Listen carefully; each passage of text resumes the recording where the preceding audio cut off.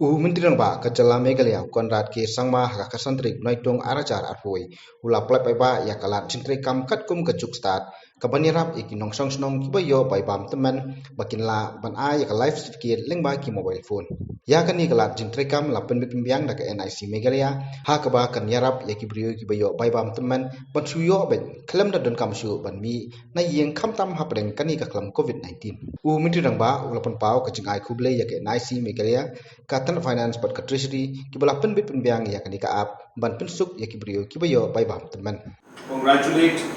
NIC that with the kind of technology that's available in the market today, we can go to the level of ensuring that almost every service can be provided to the people without them having to visit any of the offices. The officials, and then they are informing me about the condition and the progress of the work that's going on. So this is how technology has helped us and enabled us to literally transform the entire administration and governance. And today's example that we saw is something that is of great help.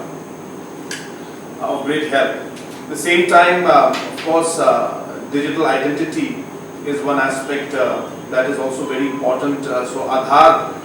becomes very important. We have been trying to ensure that Aadhaar coverage also goes up in our state. So these aspects also will have to be looked into, because ultimately